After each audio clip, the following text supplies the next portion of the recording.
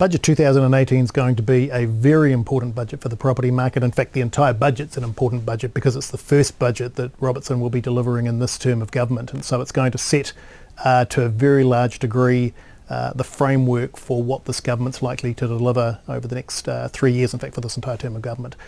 So we're looking for very clear signs as to what that's going to mean for the economy and obviously particularly for the housing market. It's interesting, in respect of what the government could still announce, particularly in the tax space, I suspect there won't be too much in this budget, primarily because the tax working group's been set up for that purpose. So the government's flagged pretty clearly that it's not likely to make any changes, any major changes in the tax base until that working party's reported, and indeed if we're to believe what they've told us, until after the 2020 election. But the nature of the changes that have been made so far are pretty deleterious and pretty scary for the market. So I think in respect of what that's likely to mean going forward, there is reason to be concerned about the impact that those changes are going to have on the housing market over the next 2 or 3 years.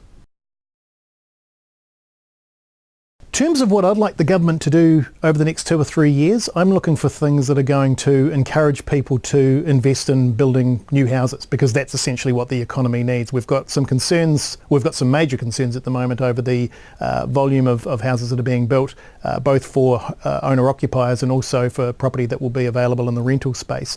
And we are, depending on which numbers you believe, we're anywhere between 10,000 short for the next 10 or 15 years per year.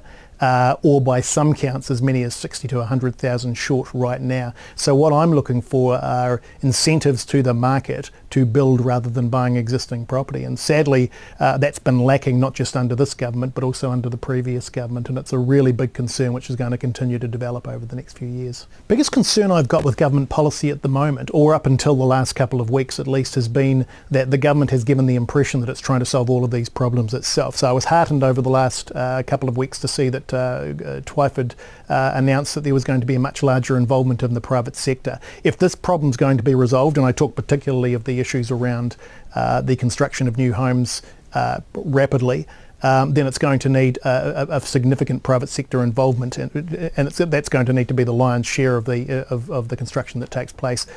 So what I'm looking for appears to be what the space that Phil Twyford's now found himself in, which is relying to a larger degree on the private sector to actually deliver on the homes that are required. So that's a good thing, but it needs to continue for some considerable period of time.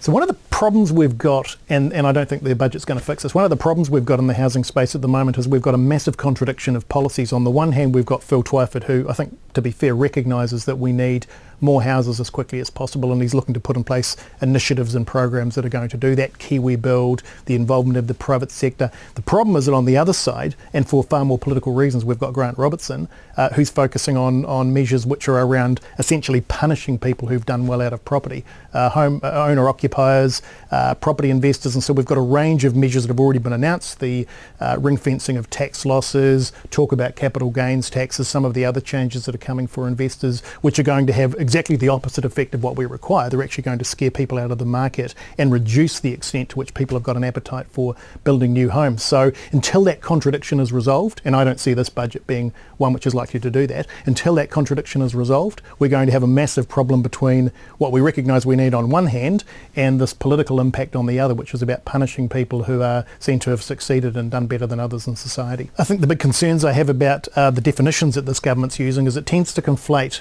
property speculators with property investors. Property speculators are people who buy property for a relatively short period of time. In fact, in some cases just a few weeks, and at most maybe a few months. And those are people who sometimes buy a property, renovate it, and then put it back into the market, hoping to make a capital gain. There are people, when the market's at its peak, who just buy a property and sell it in a few weeks or a few months' time because the market naturally carries it up. And those people are speculators, and to the extent that they're involved in the market, there needs to be treatment of what they're doing from a taxable purpose, which actually makes sure they pay their fair share of tax. The problem is that this government is treating property investors as the same as property speculators. Property investors are a very different beast. They buy a property as a business.